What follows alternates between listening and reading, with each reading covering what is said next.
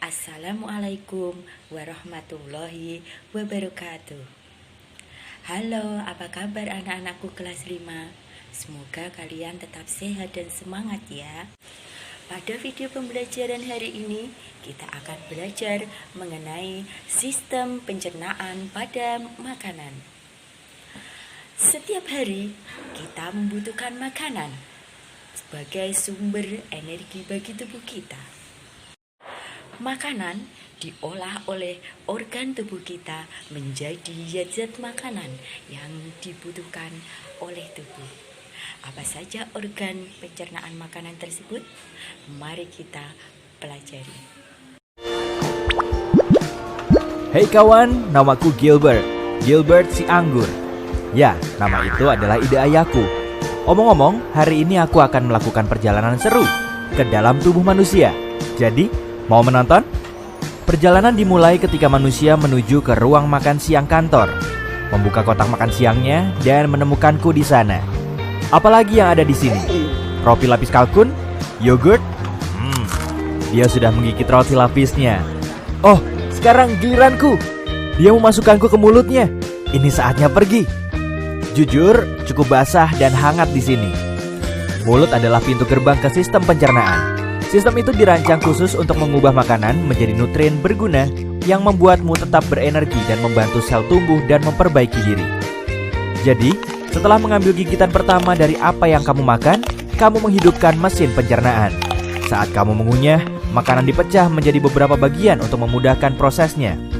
Ludah sangat berguna karena bercampur dengan makanan dan bisa lebih menghancurkannya. Dengan begitu, perutmu tidak perlu mencerna seluruh bongkah makanan. Omong-omong, ini fakta seru. Jumlah air liur yang kamu hasilkan dalam setahun dapat mengisi 2 bak mandi ukuran sedang.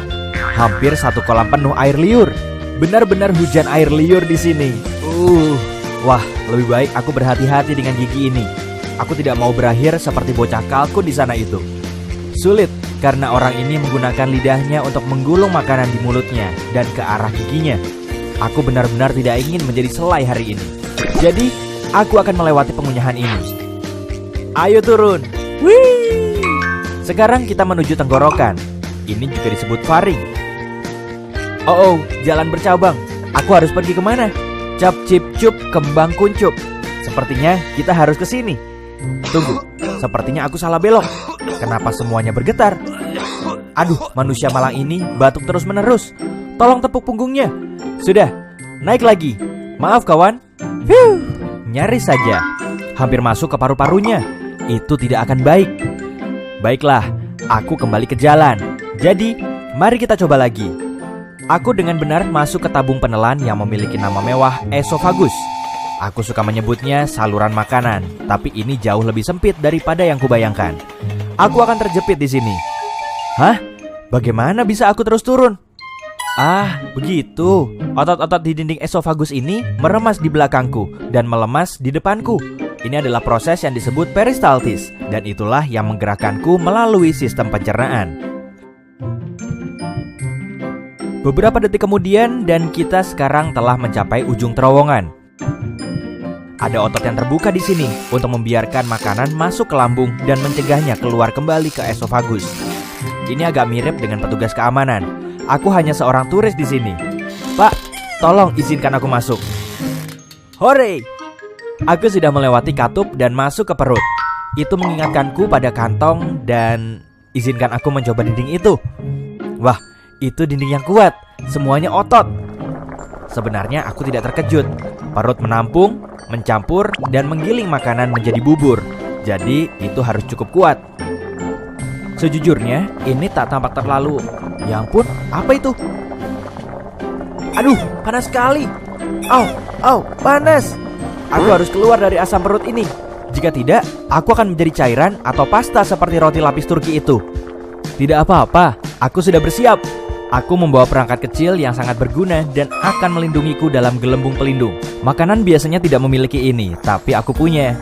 Koneksi. Itu rahasia. Aku hanya perlu menekan tombol ini. Sudah, sekarang aku bisa terus berbicara denganmu sepanjang jalan, alih-alih berubah menjadi jeli anggur. Perhentian berikutnya, usus kecil. Organ berliku yang panjang melingkar ini terdiri dari 3 bagian. Saat aku bilang panjang, aku serius. Jika kamu merentangkannya, yang tidak kusarankan karena itu perlu digulung. Dan di dalam tubuhmu, kamu akan mendapatkan tabung yang lebih dari 6 meter panjangnya. Yap, itu setinggi jerapah dan semua dimasukkan ke tubuhmu. Harus kuakui, cukup hangat di sini. Hampir seperti resort tropis, tapi di lautan, Empedu. Oh iya, aku terlindungi dalam gelembung kecil. Jangan khawatir, Empedu sangat penting untuk mencerna lemak dan mengeluarkan semua kotoran dari darah. Jadi, bersyukurlah hatimu menghasilkannya. Pankreas juga membantu proses dengan beberapa enzim baik. Dan benda yang terlihat seperti buah pir di sana, itu kantong empedu. Itu terletak di bawah hati dan menyimpan empedu di dalamnya sampai saat yang tepat datang. Astaga, benda ini benar-benar melingkar ya. Aku agak pusing karena tikungan dan belokan, tapi tak bisa kembali sekarang. Dinding usus yang berkontraksi ini terus mendorongku ke depan. Sepertinya aku sudah berada di bagian akhir dari usus kecil dan terus ke langkah selanjutnya dari perjalananku, usus besar. Juga dikenal sebagai kolon. Itu adalah tabung berotot yang panjangnya 1,5 sampai 2 meter. Tunggu dulu.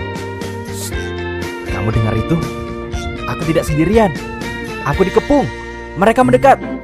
Itu bakteri. Ada banyak sekali di sini. Oh. Apakah orang ini terjangkit penyakit parasit usus atau semacamnya? Tidak. Usus membutuhkan bakteri baik untuk membantu memecah makanan, vitamin, dan nutrien sehingga tubuh bisa menggunakannya. Hai semuanya. Hei, benda kecil apa itu di pintu masuk? Ah, itu pasti usus buntu. Itu tidak terlalu berguna selain menampung bakteri yang mungkin perlu dilepaskan ke usus. Itu juga punya beberapa jaringan yang berguna untuk sistem kekebalan tubuh. Tapi sebagian besar itu adalah benda kecil yang tidak berguna. Jadi orang masih bisa hidup tanpanya. Hei, jika usus buntu meradang, dokter akan memotongnya. Serius, sepertinya orang ini masih memilikinya. Baguslah. Omong-omong, kita sekarang ada di usus besar dan aku senang. Di sini agak lebih luas. Jika tak memakai gelembung pelindung rahasiaku yang mewah, aku pasti akan berbicara kepadamu sekarang sebagai bubur ampas air kekuningan. Saat kontraksi otot ini mendorongku melalui usus besar, semua air diisap dariku. Bentuk terakhirku, feses. Yap, tinja, kotoran, apapun itu sebutannya, itu terbentuk di usus besar. Masih banyak bakteri di mana-mana. Mereka benar-benar bekerja keras ya. Tak boleh terlalu sedikit atau terlalu banyak. Jika tidak, kamu akan mengalami masalah pencernaan seperti intoleransi makanan. Mereka juga memainkan peran besar dalam kekebalan tubuh. Dan itu sebabnya kamu punya triliunan bakteri di tubuhmu. Terus bekerja dengan baik teman-teman. Aku dalam perjalanan melalui kolon kiri. Ketika terlalu penuh dengan feses, kolon memutuskan untuk membuang semuanya ke rektum karena tidak dapat menahannya sendiri. Biasanya memakan waktu sekitar 36 jam bagi apa yang tersisa dari makananmu. Tidak banyak sekarang, hanya ampas untuk mencapai titik ini. Tapi aku sudah mempercepat perjalanan ini karena ada hal lain yang harus kulakukan. Jadi, mari kita menuju rektum. Meluncur! Rektum adalah ruang lurus yang panjangnya sekitar 20 cm. Ini memiliki sensor khusus, seperti ini atau yang ada di sana, yang memberitahu saat ada sesuatu yang harus kamu buang. Mereka mengirim sinyal kepada otak saat feses atau gas ingin keluar. Itu saat kita berpikir, oh, harus ke kamar mandi. Jika saatnya tepat, yaitu kamu menemukan toilet dan sfinkter lemas, tara, feses keluar. Sampai jumpa pizza dari sarapan kemarin. Apa? Di sini tidak ada yang makan pizza dingin untuk sarapan. Baiklah, kalau begitu, seperti apa sarapanmu biasanya? Beritahu aku di kolom komentar. Omong-omong, saat momennya belum tepat untuk mengeluarkan feses, sfinkter berkontraksi. Sensor rektum itu membantu juga sehingga keinginan untuk mengeluarkan isinya hilang untuk sementara waktu. Kamu seharusnya senang, rektum dan sfinktermu bekerja keras untuk menahan feses ketika waktunya tidak tepat. Seperti saat kamu menyetir ke kantor, berkencan, membeli bahan makanan, tidur. Tapi ketika kamu tidak bisa menahannya lagi, sfinkter eksternal memberimu beberapa menit lagi atau berapa lama yang kamu butuhkan sampai kamu tiba di kamar mandi. Tidak yakin apakah manusia ini sudah siap, tapi aku benar-benar ingin pergi sekarang. Mungkin aku bisa memancing sensor-sensor ini agar bisa kabur. Oh iya, orang ini sedang bekerja kan? Ini akan canggung. Tentu saja, makanan normal tidak meninggalkan tubuh dengan cara yang anggun. kamu bahkan tidak akan mengenali makanan yang mana. Tapi bagiku, Gilbert si anggur, aku masih punya banyak hal penting untuk dilakukan. Jadi, hey kawan, ayo. Organ, oke anak-anak. Masih ingat dengan organ pencernaan makanan? Kita buat menjadi tepuk ya. Mari kita bertepuk bersama. Organ pencernaan makanan: mulut, kerongkongan, lambung, usus halus, usus besar, anus. Oke, sampai di sini dulu. Kita akhiri pembelajaran kali ini dengan bacaan Alhamdulillahirabbil alamin. Sampai jumpa.